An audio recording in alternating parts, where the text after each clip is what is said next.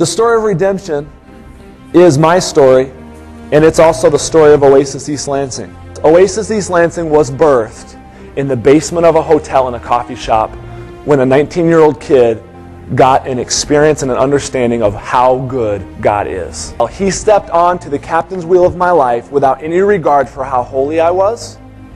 Because I'll tell you this, I wasn't holy. You know what he did? He looked into my life, and I saw that night, my life's a hot mess. And you know what he said? He said, I'll take it if you'll give it to me. And you know what I said that night? It's yours. You can have it. Because I'm not doing anything good with it. And he stepped on. He took over. Redemption, grace, love, strength, supply. He took it over. And you know what? It wasn't because of me. It wasn't because of anything that I did well. It was because of him. It was a God who loved me and cared for me when I wasn't good enough to deserve it. That's a message of redemption. And that's my story. At least that part of my story. Meet up with Ericka. We decide we're gonna do this. We're gonna live our lives for God. We're gonna serve in the ministry. We're gonna go big. We join hands and we're like, you know what? You want to do this with your life? You want to serve God with your life? Yeah. You want to serve God with your life? Yeah. And you know what? Ministry was birthed right then. We jump into the church. I was listening to this audiobook at 2 in the morning, and I heard a story of a pastor who ran the hamster wheel so far that he said, I'm ready to give up. I don't even know if I'm a Christian anymore. And then the counselor said this to him, why don't you just be the person and do the thing that God calls you to do? And so anyway, I went home, I was crying, I talked to my wife, and I said, you know what, I want to do something different. And that started a process of us stepping out into something new. And so anyway, about that time, I found a minister named Joseph Prince, and I'm like, that's what I need to be doing. I said, God, help me find some people in the United States that are doing this too. Found a guy named Lucas Miles in the Oasis Network for Churches. And basically wrote him an email and said, hey, interested in what you're doing. Ericka and I drove down to Granger, Indiana for about 9 months, every Sunday, 2.5 hours each way, just to attend church there. And I just said this, I said, Lord, I'll do whatever you want me to do.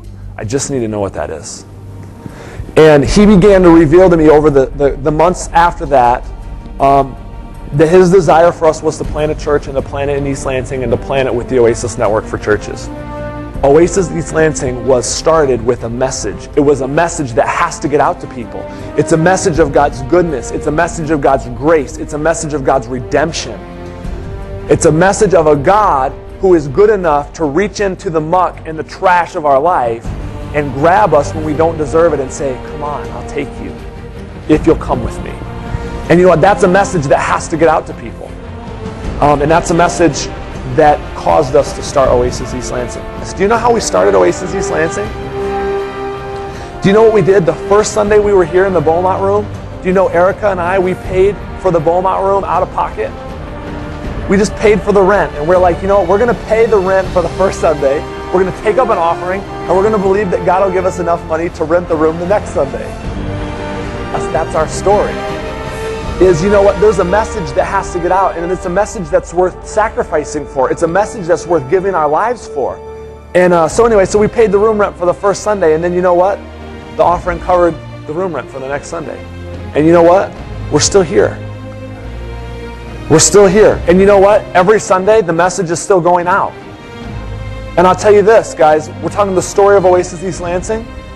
It's going to get further. It's going to get more. It's going to go longer and stronger and louder. We're doing it. It's not something we're going to do like a year from now when we get more people in the green chairs. It's not something we're going to do, 6 months from now when we get here or we get this or when we get a building or when we get... It's not, we're going to do something. We are doing something. Oasis East Lansing, the story, what is it?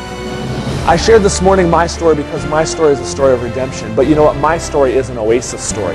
And you know what? Your story is an Oasis story too, because Oasis's story is redemption. It's grace. It's a God who reaches us when we don't deserve it. No grace and show grace. That's what Oasis East Lansing is all about. That's our story. You guys know where we've been now. You know the story that's been written, all right? And I just want to say this. It's our story. Grace, the message of God's grace, the gospel, is our story. It's not just my story. It's not just Ericka's story. It's our story.